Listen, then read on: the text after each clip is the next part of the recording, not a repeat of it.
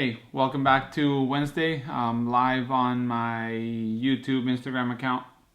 As always, trying to help others with film doubts or questions they might have.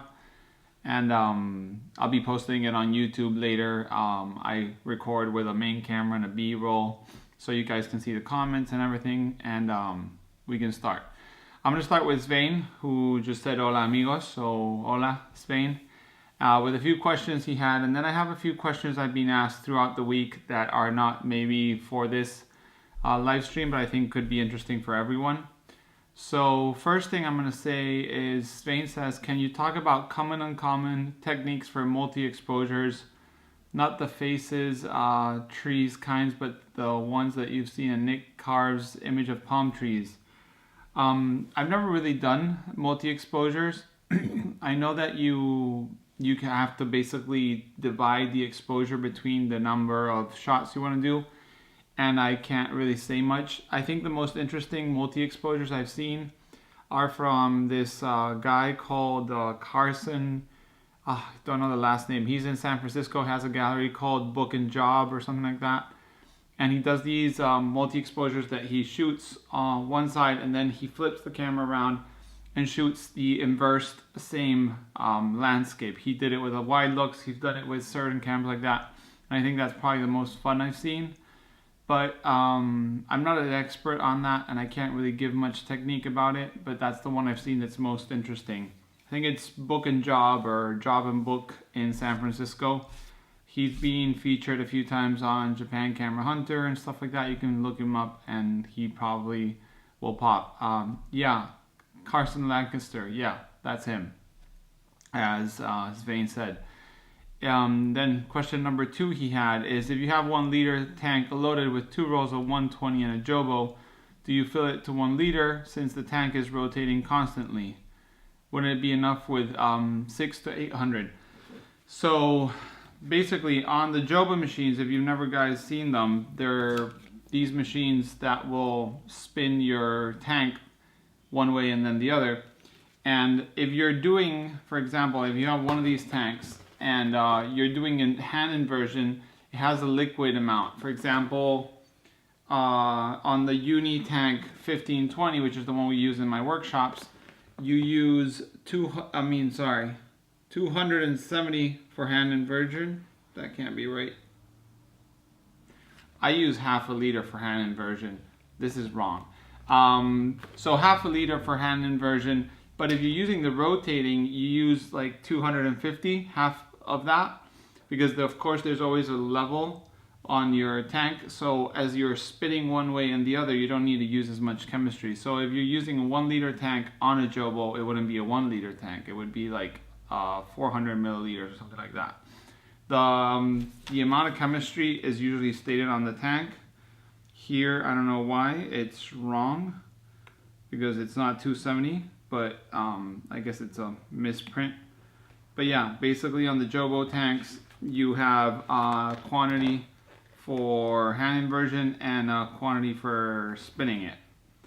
So yeah, just so you guys know. Then he asked me 3, what is the largest size paper you have printed in the darkroom? Going to try 50 by 60, which is 20 to 24 inch. Anything I need to think about.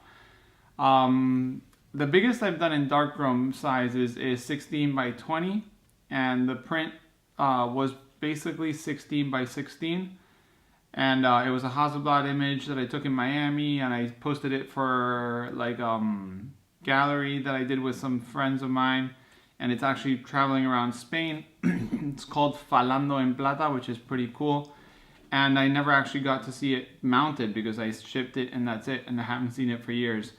And what would I be careful with sizes is price. Black and white paper in big sizes is really expensive, and making mistakes is really expensive, and just think about it. And plus, you start printing small and you think you're gonna go huge, and then once you've done like certain size, you realize it's not that important to go big or small. It's just, you know, it's a nice size, and the price wise you kind of keep it. I think the most I printed has been 8 by 10 and then 11 by 14 with, you can't see it, but on the normal video there's like some 4 by 6 over there of my kids. They're like a little triple images. He's asking, so 2 rolls of 120 in a 1 liter tank will only require 400 to 500. Yeah, I mean, depends on the Jobo. I mean, I use Jobo tanks, but if it's 2 rolls, I use the 1520, which is the small one, or the 2520, which is, let me see, it's the 2520, which is here. And this will do 2 rolls of 120 with, I think it's like 270 milliliters on spinning one way and the other. And maybe by, doing it inversion, it's 1 liter. So yeah, that's what I would do. Then he asked me a 4th question, which I have no clue, but I'll still ask. A different question: what paper is best for printing photo books from labs? I mean, real books that will be sold.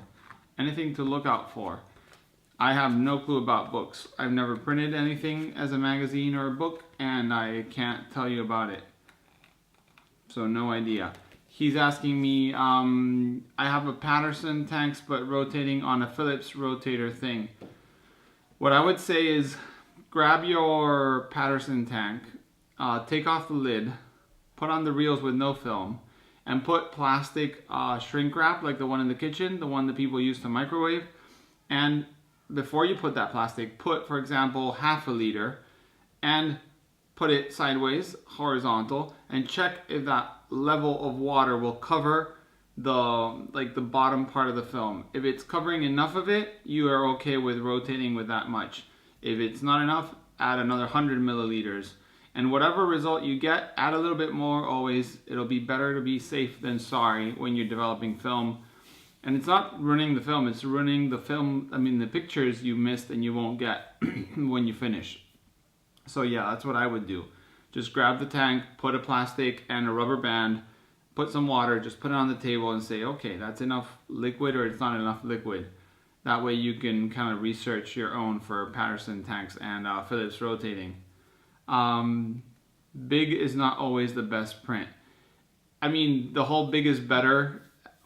Once you start doing real darkroom prints, you realize that sometimes you want to go big, but there's not a lot of images that you would think will look better because they're big. They'll just look big, not better. So yeah, I have 8x10s, 11x14s, and I'm sure 16x20 probably looks amazing. And I've never even gone 20x24. I don't have the trays. I have some Jobo tanks I could do it in. And now that I'm setting up my darkroom and studio, I'll probably start doing more maybe RA4 color prints on the 20x24 tanks and see how that goes. So yeah, we'll see how it turns, but not for now. I'll probably do color because color is cheaper in paper, even though the chemistry is more expensive and it soaks it in. If you guys don't know about color, you basically just put the first developer or the color developer onto the paper, and the paper just drinks that chemistry. So you basically add half a liter, and when you empty it out, there's like 200 milliliters. So it does soak all that chemistry, even though if you do a pre-soak and everything, it just keeps on doing it. So I'll show you guys that. Then I also had a video upload this week about the unboxing of the Chamonix F1 4x5 with my kid. People were like, oh, it's awesome to see your kid. And I'm not the kind of person that involves my kids with my photography unless they want to. I don't want to push them to do whatever I want to be. I want them to do whatever it is. But they do, I got this as a gift, and they do use this as a play camera. It's a Diana Plus Special Edition Pony. As you can see, it has a pony sticker. And they have a great time. They shoot with it sometimes. I sometimes try to really teach them how to use it and put real film in it. And so far, everything's been basically miss more than a hit. And they do have fun. But I will help them start shooting if they want to start. Maybe a point and shoot, stuff like that. But I think it's important that our kids, or, you know, how do you say it? Not your kids, your sister's kids. I can't remember. Your nieces or nephews, you know, try to get them a little camera, show them how it works, and have fun. I mean, that's the whole point of why we take pictures, at least me, is to enjoy it and have fun. So yeah, that's what I wanted to say about kids. I've also had a request. What was it about? I have a horrible memory. But yeah, any other questions you guys have or anything like that, always ask me and I'll try to do my best to help. I being asked also around like secondhand stores and stuff like that. Do you guys have like secondhand stores for photography where you live? I don't where I live. I know it's impossible to find anything. And I just think it's pretty sad that we all have to go online to find gear. There's always Craigslist and stuff like that, eBay and stores and like cheap stores, but it'd be nice to have more than that. But yeah, I will be also traveling to the States later this summer, and I'll be going to San Francisco in the end. I think we're about to buy the tickets, so I'll let you guys know on Instagram and other social media just in case we want to do like a meetup. It'd be fun. Usually everywhere I go, I try to meet people, even though I don't know them from more than the internet. I think it's fun to meet, common-minded people out there. So yeah, I will be traveling around and be nice to see people. But I had questions someone asked me. I've had a guy from You've Been Looking Finding Cameras at Antique Stores. That's nice. I went the other day to a cheap one of these like thrift stores, and they had the Canon WP underwater camera, that little plastic one, and I didn't buy it because I have a Nico, and I regret it, and I may try to go and see if it's still there and buy it. But yeah, that's my idea, is just trying to find stores. Also, I got my Ferrania receipt, which means my Ferrania P30 is on its way, which is exciting. We'll see what happens there. Is there any Instax mini or wide back for Mamiya RZ? As for today, there's no Instax backs for, let's say, real cameras. So no Mamiya back, no Hasselblad back. A lot of people have been trying to hack them. I know there's this guy, there's Olga Mods that I think is trying to do something like that. And there's another instant place on Instagram that I've seen. If you write Instax hacks or something like that, I'm sure you'll find something. But nothing official. I'm just waiting to see if someone's going to come out with a Kickstarter to be like Instax back for your Hasselblad or stuff like that. So we'll see how that works. I don't know. Honestly, I'd rather shoot real film than Instax. I do like the instant photography, but I don't really support the Instax on those cameras.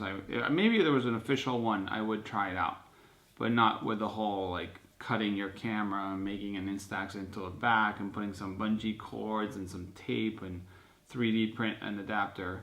For now, I'll wait to see if someone comes out with something. Also, I was wondering. I don't know what camera I'm going to take this summer for holidays. I'm still debating on going big or going small. I'll be going to Lake Tahoe, and everyone tells me I should take a 4x5, but I don't want to travel with 4x5, at least not this summer. But yeah, any questions you guys have, let me know. I'm working on a new project that I hope to release.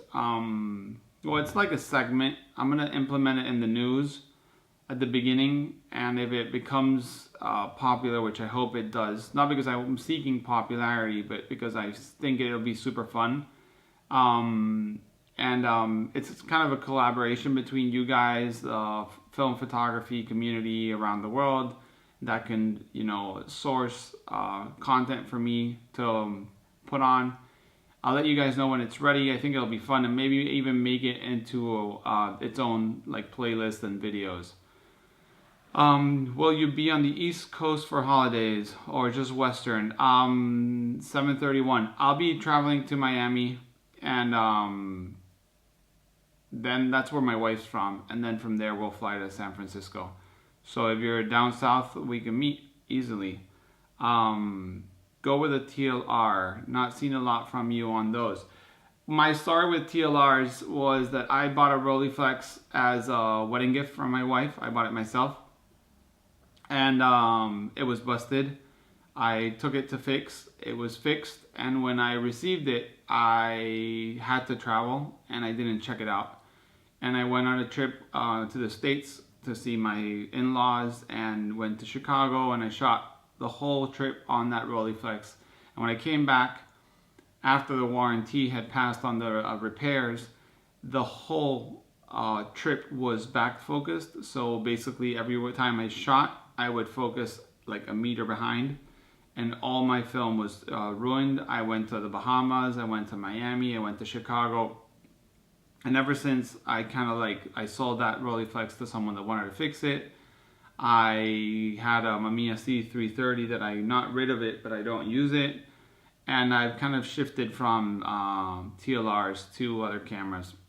I had 2 Rolleiflexes and they both failed on me, and the Mamiya C330 did great, so that's why I don't really enjoy. I have like a bad memory of my holidays on TLR.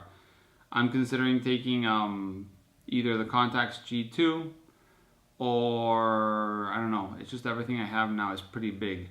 Water camera, maybe take a medium format rangefinder if I can, or take the 4x5. Mitch, which just joined us, is telling me to take the 4x5, and I know Tariq that just joined too probably thinks that I should take the 4x5, but it's just the commitment of family trip with a 4x5 is not something I'm looking forward to. But yeah, that's the idea for summer, and I'll try to see if I do videos on my experience with traveling with film and everything. Hey Tariq, you just bought a C330 from MK Optics. They're great cameras, you're gonna enjoy it. I really liked mine, I just kind of got bored of the TLRs. So yeah, basically that's it. I wish I could go see Tariq in Ohio. If you guys should be around, it'd probably be a fun stop. I think lives close to Matt Mirage, which is also an awesome large format photographer. He works on the podcast, on the film photography podcast, and a fun guy, really nice and helpful. So yeah, that's something also I've seen. I saw a video on Nick Exposed that has a YouTube channel and does some Instagram live too about teaching up, like, you know, what you learn, give it out. And that's something I try to do with this YouTube and Instagram. I try to help everyone I can with their questions or whatever they have. That's why I started this whole live Wednesdays where people ask me whatever random questions and I can answer here, because I get a lot of questions every week. I've been having a lot of questions from a user or friend in Paris about large format. He works on a digital community, and he's been, like, you know, falling in love into film, and he's been having tons of questions about instant film and Polaroids and stuff like that. I should try to have my bag there with instant. And that's some kind of questions you guys can ask here about, like, what should I get? He enjoys large format. He actually has a video, which I'll try to see if I can leave a link when I post this, on, you know, that Instant Lab that Impossible made for their iPhones, that you would put your phone and it would print onto one of their Impossibles. He has one like that, but that will print from an iPad to 8x10 Polaroid. So that's pretty cool. It's like a big box, like a garbage can. He puts his film holder on the bottom and he exposes it with an iPad and stuff. And that's pretty cool. And he's been wanting to get into 4x5, and he's asking what film back to get, and it's the 405 from Polaroid. And which is actually, here is the box. That's the box from the Polaroid. When Polaroid made fun boxes today, it would probably be an issue to have a rainbow on a product, because everyone has issues about stuff like this nowadays, even though I don't think it's important. But yeah, this is the film back for use with Polaroid 3 1/4 by 4 1/4 instant pack film, which is the Fuji FP100C. This one's empty because I have it in my backpack.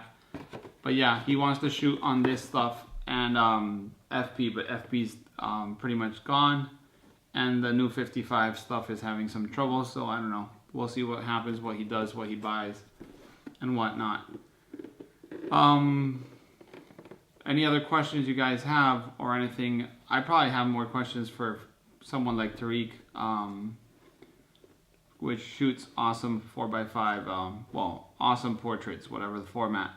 Spain says if you bring a 4x5 with you, you shoot a pack of new 55. I have a pack and I really need to shoot it soon. Pain to bring fixer in the field, but it is what it is. Actually, a lot of people have been telling me, I had never thought about it. You can shoot your new 55. Instead of clicking it to process, you leave it on load and you can empty it and develop it at home. So you can shoot and not see till you get to your house. So if I do take a 4x5, I don't think I'll shoot new 55 on my trip. I probably will shoot normal film, maybe some instant Polaroid film or Fuji film, but I don't see myself traveling with like the chemistry and buying a tray and all that stuff, even though it probably would be a lot of fun. But yeah, I don't know, I'll see if I travel with a 4x5 or not, because then I take all my video gear to make the videos and the news. I'll be taking my suit all the way around the States, and which my wife thinks I'm crazy for, but I think it's fun. And yeah, we'll see how that works. I'll see what I take. I might just end up taking something like the Olympus XA and shooting that for fun. But yeah, any questions? Feel free to ask. Kim joined us from Sweden, if I'm not wrong. Nice to see you here, Kim. And yeah, I've been trying to get another body for the Pentax. See if I can get, like, I have a few lenses and I have 2 bodies, but one's broken. So I want to get a second one for the workshops and the rangefinder. So we'll see how that goes. Kim's in the Pentax, user club. And nothing, yesterday Negative Feedback posted a video on the Pentax, which I found much more informational than before. Still very fluid imagery and editing and very great flow, but also a lot of information I thought was interesting and I really enjoyed it. I recommend you guys go see it if you probably are subscribed. I want to get an XA, but I really want to see through the viewfinder. You have a viewfinder on the XA. It's a little viewfinder here. This is the XA too, but the XA has the same little viewfinder. So you can see. Or you want to see because you've never seen. You have, Tariq says, I have a Pentax 6x7 2, 6.7, and 6x7 all broken. Is it the advanced lever that breaks? Because that's what broke on my 6x7 too. I should get it fixed and sell it because I don't enjoy it being broken. John says he wants to see through the viewfinder.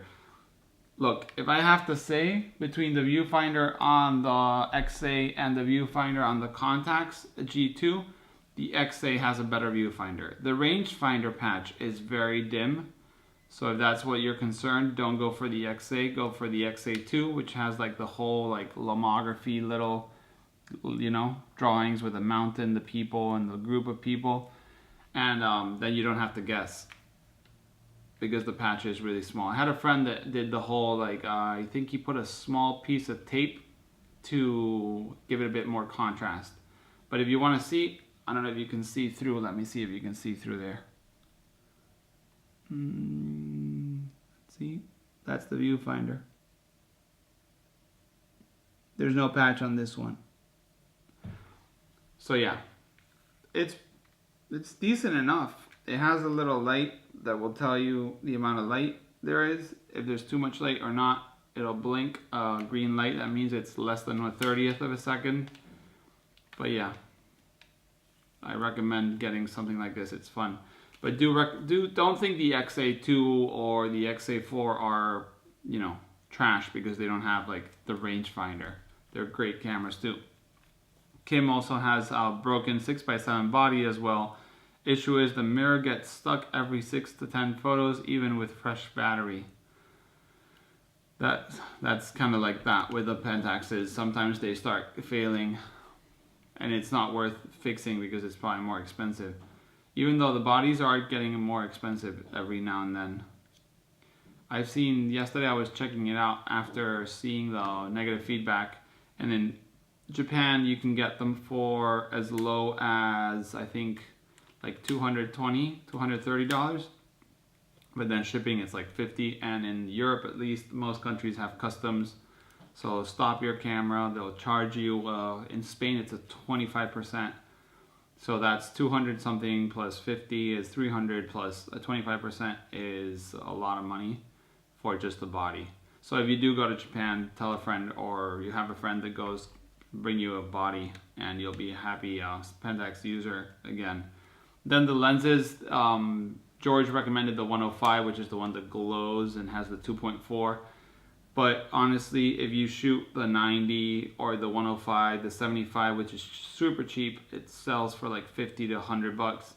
The 150 sells really cheap too. They're all great. The 200 f4, I have the really beat up old one that looks like it's being rolled in mud and still shoots great. You'll probably see a picture of that at some point because I will be interviewing my friend who shot a Japan trip with that 200, and he has a picture of a geisha, or I don't know if I'm saying it right, but a geisha through like these poles that they have, and it's in color. He printed on color paper, and it's amazing. And it's the 200 f4 that everyone doesn't like. Also the 55 f4 is really good. The 55 3.5 is also really good. It's just the front element is humongous because it's a 3.5 for a 6x7. Okay, Tariq says, is there anyone that can fix it and guarantee it for at least 6 months? I think there was this guy, Eric, from Pentax Repairs that used to do it. Last time I wrote him, he said he didn't fix anymore, but then I've read people that say Pentax Repair. Let's see where this guy is. PentaxXS.com. It still looks like he repairs. He says, I repair these cameras, LX and 6x7s, blah, blah, blah. I don't know if he gives a 6 months or he gives less, but you can check it out. He did my 6x7 too, and 2 6x7 2s I had, and one still works great and one broke, but I think it's a problem with the camera, not anything else. But yeah, it's Pentax with the X and then an S.com. You can check it out. Tariq, he is in, I think you have to write him to get the address. He says email Eric at, so you can check it out. Svein says, am I correct in my observation that film cameras have gone up in price in the last few months? They've gone up in the last few years. Basically, when digital started getting more, like more quality, and cameras weren't popping out every 3 months, and there was a huge improvement in every camera. It's kind of like slowed down, like the growth went down and it kind of like chilled for a little while. Basically, all the studios dumped their film cameras. You would get like kits of 3 Pentax RZs with 8 backs and 3 Hasselblads and 20 backs. I mean, I've gotten kits like that a few years ago, and they were pretty cheap.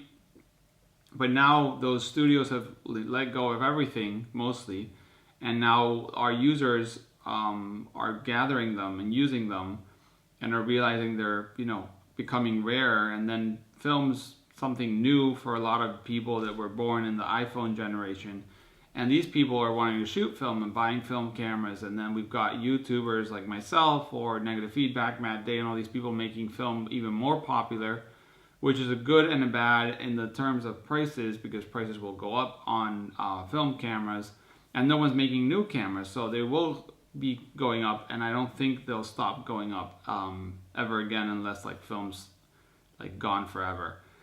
John says, I think entry-level cameras like the Canon AE1s have gone up, but the professional grade cameras have plateaued over the last 2 years. I don't think so. Like the Mamiya 7, the 7 II, I bought it for $1,000. I sold it for 1.2 grand like 2 years later, and now they're going for 1.8 to 2 grand, when I remember seeing them at 2 grand new in box in Japan. So they're going up. Then the Hasselblads used to be 500 or 600 bucks on Adorama and B&H, which have never been cheap secondhand stores. KEH also had them for $500 to $600. Now you can only buy like a body for that price unless you're lucky. Still, users between ourselves don't pump the prices so much. I'm talking about like eBay sales and stores. And then Bronicas are still pretty cheap because people tend to think they're not very good, but they are pretty good.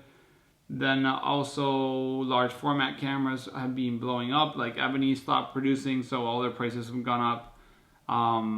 The Chamonix cameras, which I have and I represent in Spain, I remember when they started, they were selling for like $800, and now they're gone slowly. Inflation, they've gone up. They're still brand new. Now they're like $1,100, shipped from China. I mean, everything's going up. I don't see any camera going down or, stable. Yes, a Hasselblad still can be probably 1.5 grand on eBay, and it'll stay there for months till someone jumps on it. But, they're still slowly growing up. Leica cameras have been pretty stable. The lenses have gone crazy. I remember I started shooting film again when the M9 wasn't announced yet, and the Leica glass was still expensive, but it was pretty affordable because no one found the M8 to be like a good, they weren't like, oh yeah, M8's totally gonna be it. They kind of went for the M9 and then the M9 and then the mirrorless cameras like the Sony I'm filming on. Just made every single price of everything older than the newest cameras or lenses today go up in price. So all the M42 lenses and the Canon FD lenses and all these lenses that are old are being used on these mirrorless cameras and on the AE1s and stuff like that. And the price has been going up and up and up, and I don't think they'll be going down. Hogarth just joined us, and he's got a Fuji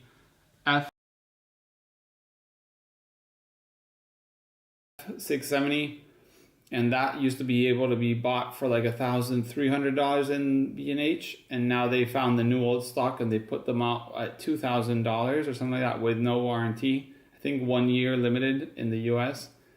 And secondhand, they've gone up in price since they found those boxes. I remember they used to be $1,000 secondhand, maybe $1,100 secondhand, and now they're $1,400, $1,599 originally in B&H. Well, that's interesting. I guess I remember the conversion with the euro when the euro was stronger than the dollar, and I converted it to euros, which was probably 1,200. The Voigtlander 667, which is basically the same as the Fuji, was $2,000. Okay. Well, that makes sense, but they're still going up in price. And I also had the Hasselblad SWC.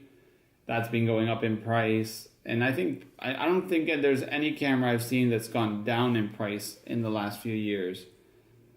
So yeah, and I don't think they're going to go down. Yeah, they're going up, as Hogarth says.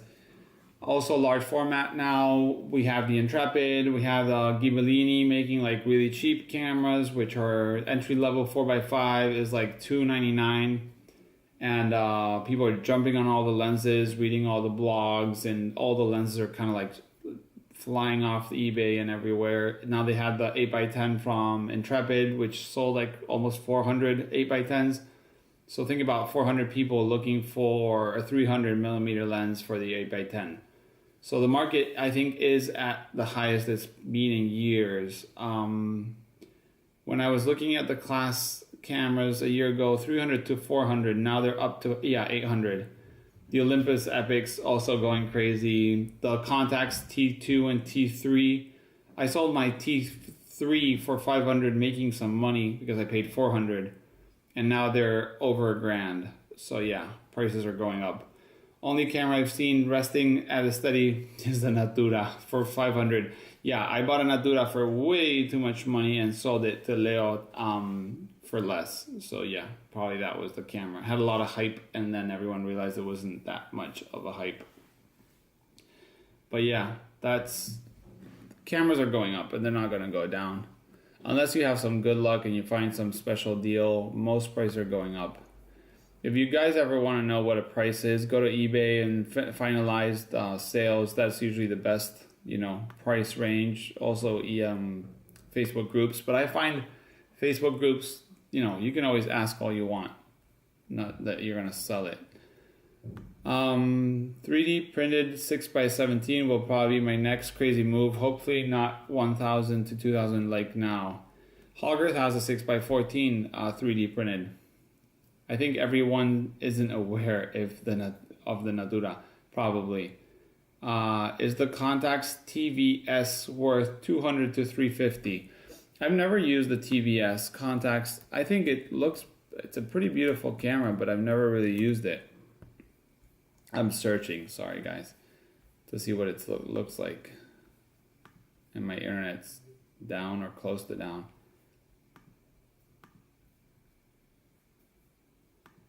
Okay, let's see if I can do that. I used the Contax T2 before, and I thought it was one of the funnest cameras. I don't know if the TVS is the APS camera. Oh yeah, it is. I think so. Let me see. TVS 3. It's the T2 with a weird lens. Come on, internet.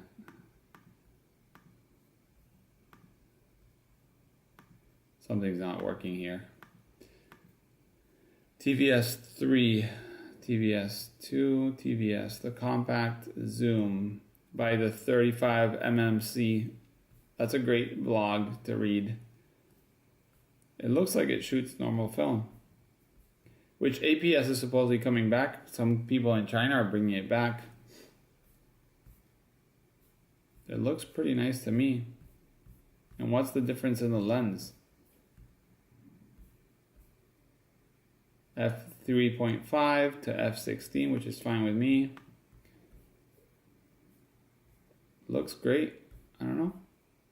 I mean, compared to the T2, which is going up to like 600, I think it's pretty inexpensive to buy this for 200. I really enjoy the T2. I have to say, I had it for a summer from a friend. Oh, it has a zoom lens. Oh wow, interesting. But yeah, the T2 was great. I should have done video on it, but I didn't. I don't really like doing reviews. I have a problem with reviews, is I never think they're good enough. I watch other YouTubers doing reviews, and I always, you always pick point, like, oh, he totally forgot to say that or that. And then I make it myself, and I make a way worse job. I have a few reviews I've never posted and probably will never do, because I guess I'm too critical with what I do on the reviews, at least. I don't care for like the news being like all funky and stuff, but like the reviews, I expect a better job from myself. But I'll try to make a review if I can of a Contax T2 when I get one.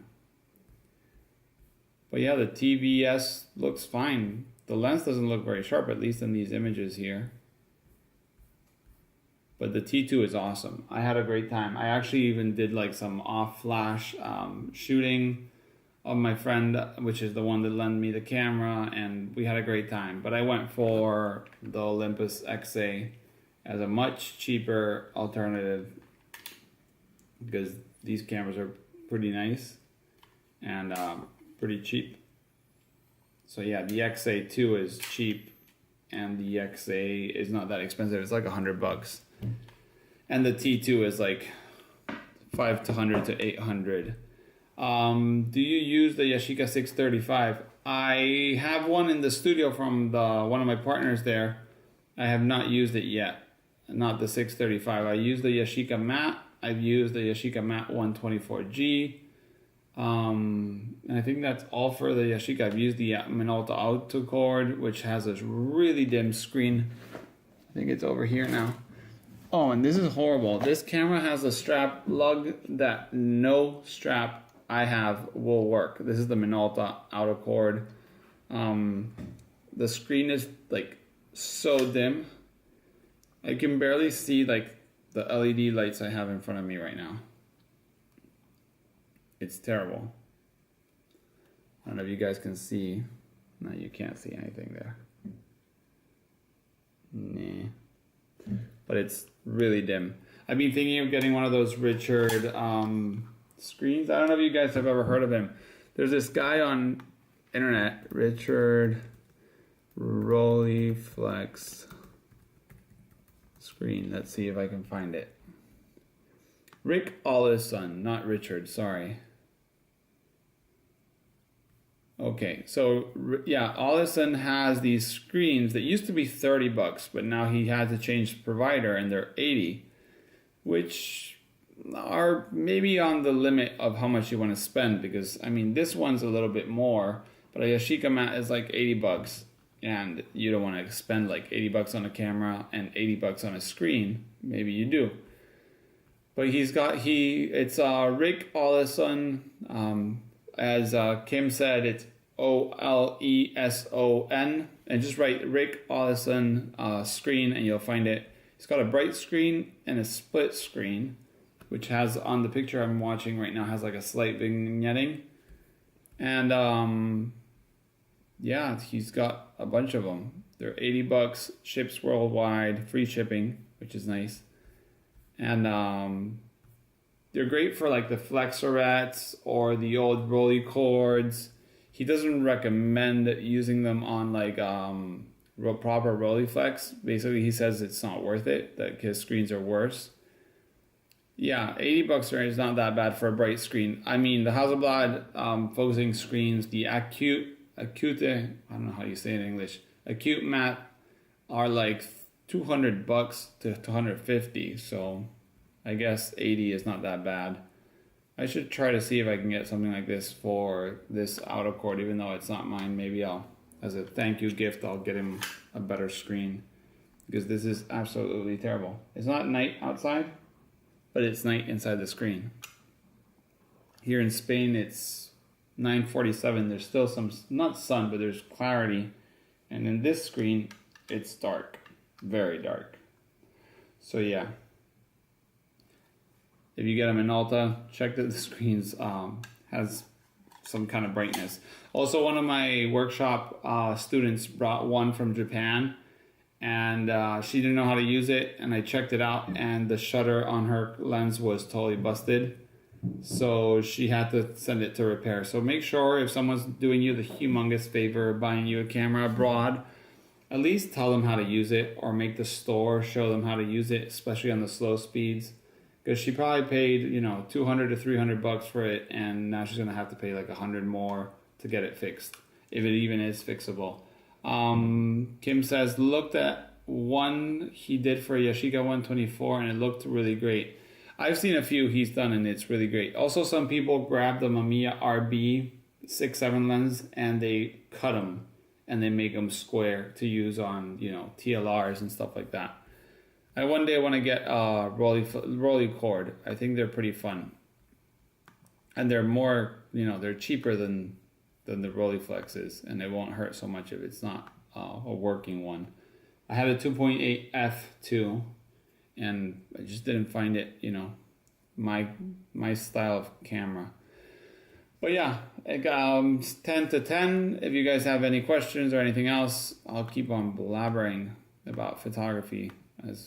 Meanwhile, there's someone listening. I'm happy to help. But yeah, I don't know if I'm gonna make it in September, but I hope to start a new YouTube channel.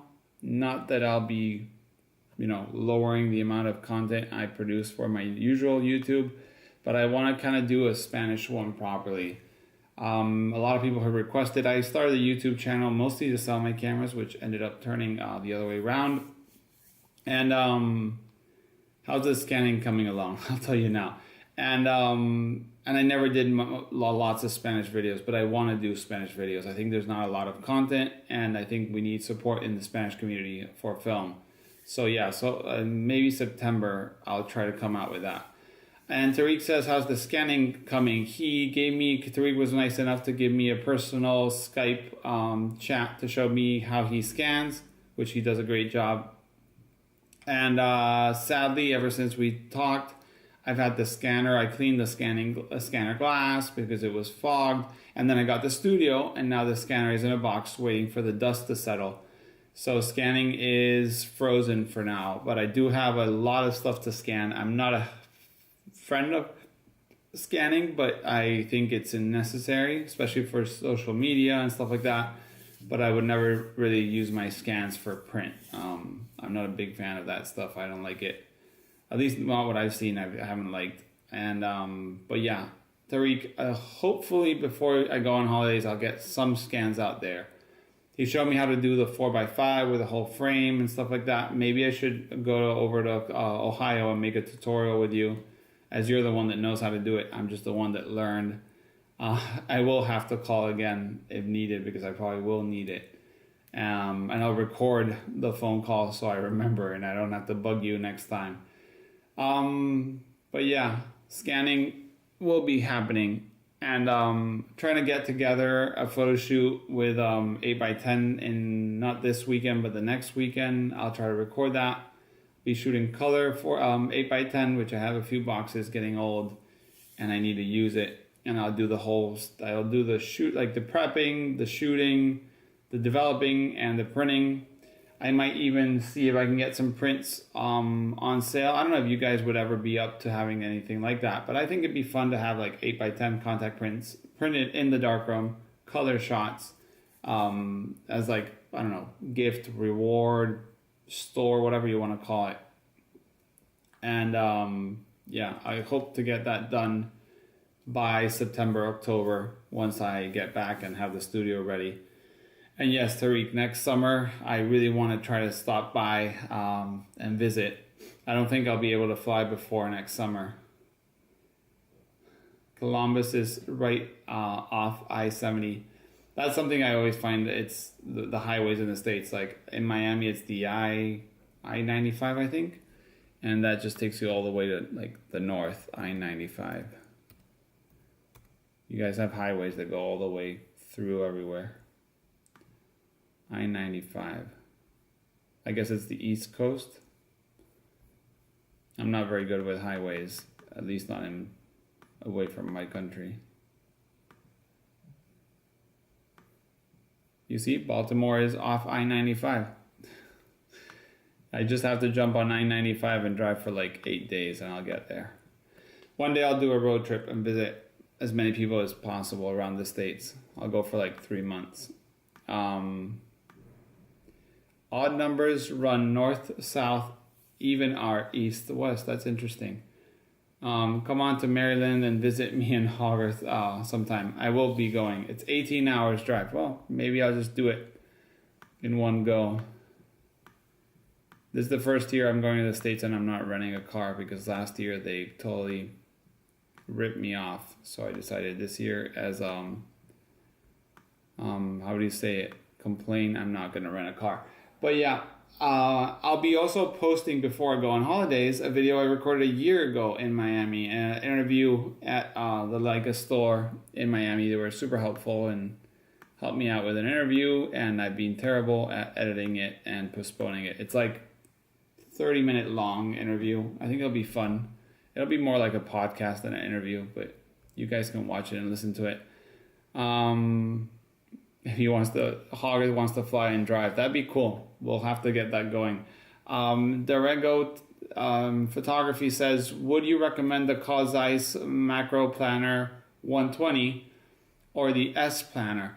That's something I actually been thinking myself, as I've been very inspired by, hi Marlon, I've been very inspired by hip hop rap photographer who shoots like groups. He's on Instagram. And I really like his photography. I'm not a big fan of the music, just because it's not my style. And he shoots like close-ups, and I've been wanting to get a 120. And I've been thinking for going for the S Planar because it's so cheap. I've heard that optically it's different, but it's really good, the old one. I've seen it for like $200 to $250. And the Macro 120, which is f4 instead of f5.6 as the older one, is going for like $600. So in that price range, there's a lot of film you can shoot, and there's a lot of things you can do. And I'm a big fan of buying more film and not so much gear, at least not so expensive. So I recommend you, I would say, try it out. Get the S Planar. If you don't like it, resell it. You probably won't lose a lot of money, if you even lose any money. And get the other one. If you can get someone to lend it to you, I'd be happy to lend you one. I don't have any of them, but I can get them. I have a few friends that have them. And I'll try them out. Hopefully, maybe I'll try to make a video comparing the Macro f4 with the Macro f5.6. and that way, you can judge yourself, but that always takes time. But yeah, it's almost 10 o'clock, so if you have any last questions or whatever you want, ask along. And one thing I find is hard to understand, or I find it hard, is everything you read on the internet is not always true, in the sense of like reviews you read, or you're looking for a camera or a lens and you read that it's terrible, and just that you take that opinion as like the holy whatever word of whoever is saying it. Sometimes you test it and for you it will work. So try to always get something from someone alone, or buy it cheap, or ask a store and use it before, because you might be surprised that it fits your needs. I mean, I think there's a camera for everyone, and there's ugly cameras, good cameras, bad cameras. And then the lenses, think about when they were made, and the requirements were different, and maybe the lens that the guy reviewed was horrible and the one you get is great. So just check it out. Mr. Analog Dad, which I love your name, which should I switch from Xtol to HC110? Xtol, if I'm not wrong, is the one that's thought out for rotating, and I wouldn't say you have to change. It depends on your style. I found HC110 to be very much my style for printing. So it gave me the contrast, it gave me the grain I liked, it gave me, like the look, the aspect I was looking on my prints without having to work so much. And that's why I changed. I was doing D76 before. And I will try to compare. Maybe when I have my darkroom set up, I'll, develop some film, 2 rolls shot side by side with, 2 cameras, same settings, everything. Develop one with D76, one with HC110. And do like the same exposure on the enlarger, and you guys can check out what do you think. Of course, the negatives will look a little different because the times will be different. Maybe the agitation, even though I'll be on a Jobo, could be different. But I found like D76 was very, very like very plano, like very stable, like very smooth. And HC has a bit more of a punch, and I like my punch on my pictures. But yeah. If you want to switch, I think the Xtol has a pretty long shelf life, but if it doesn't, go for HC. That whole syrup is awesome. You just mix it when you need it, you dump it after, and it's affordable for the amount of rolls you get out of the bottle. And I quite like it, so I highly recommend HC110, but do think it will give you a bit more contrast than maybe what you're used to. If not, you can also give a higher dilution. Instead of doing B, you can do like, I think it's E or H, which is like 163. And that will give you, smoother negatives instead of so much punch like I like. But yeah, that's going to be all for today, guys. Thanks for joining me and for all your questions. And as I told you, I will be traveling to the States in August. So if you want to meet in some of the cities that I might go, I'll keep you guys updated with where I'm going, when I'm going, so we can maybe meet, have a little beer, talk photography, or whatever you guys want to talk. So yeah, thanks for joining me, and we'll see you next week. Bye.